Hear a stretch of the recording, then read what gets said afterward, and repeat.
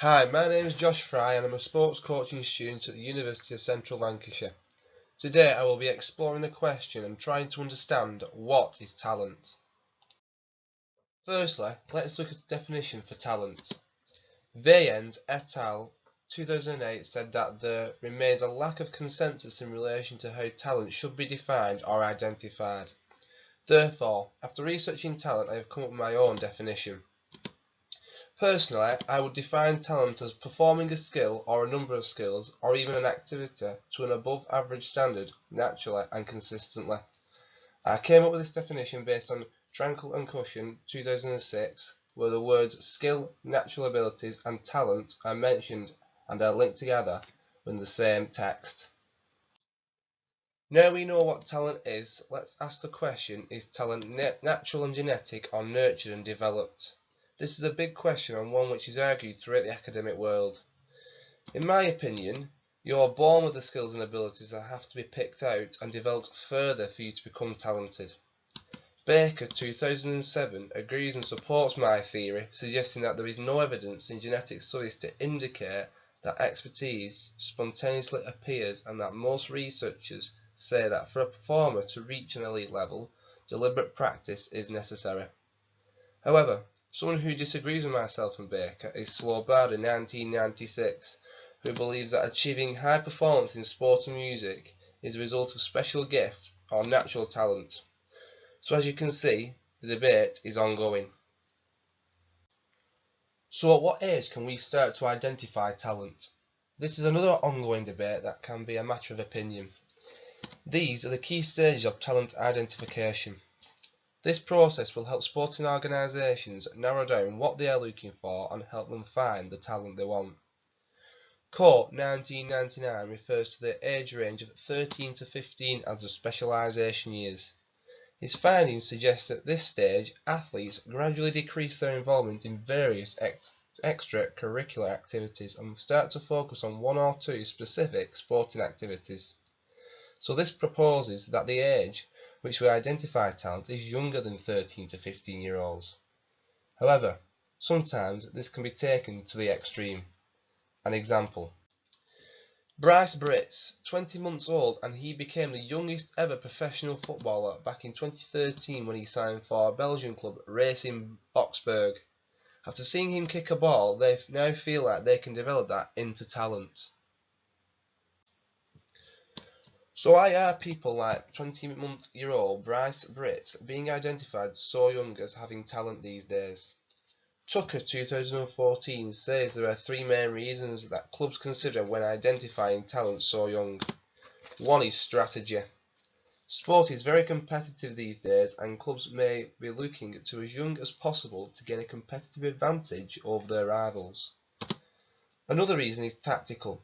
If clubs direct minimal resources towards scouting at such a young age, it could eventually mean maximal returns leading to optimised future planning. A third and final reason is operational.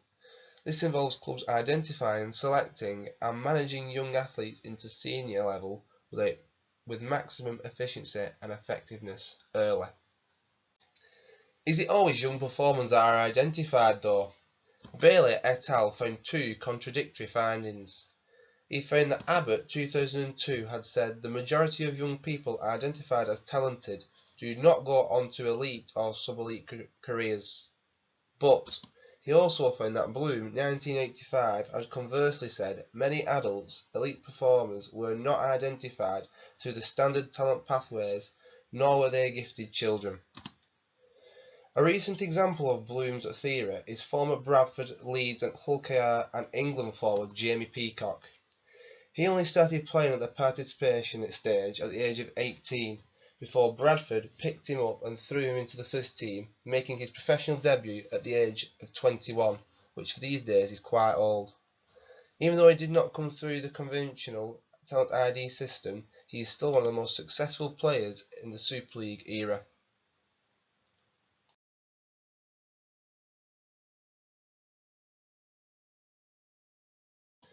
This leads us on to the pyramid.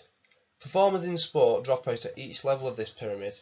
Scouts have been known to pick up performers, some at young ages which we have already assessed, Well then, as they get older, fewer and fewer of these young athletes eventually reach elite level, causing the pyramid effect. So why and how do we pick these players out in the first place? What goes through the scouts' heads? What do clubs want them to look for? Have performers just had the game of their life when the scouts turn up? Well, according to Martindale et al.'s 2006 research, 14 out of 16 talent ID coaches said that they were looking for emphasis on appropriate development, not early success, or in simple terms, looking to develop an athlete over time. Also, he found 13 of the 16 coaches are looking at long-term aims of the club. Talent ID isn't always straightforward, so let's consider the risks. First of all, you could identify the wrong people. You may identify someone to have talent in that sport, but they come in and don't live up to the expectations put on them. This is an inclusion error. Secondly, you may not identify the right people, which can be known as an exclusion error. The scout may have been looking at someone else who has diverted his attention away from where the real talent is. Thirdly, what if they get too picky and don't pick up enough players?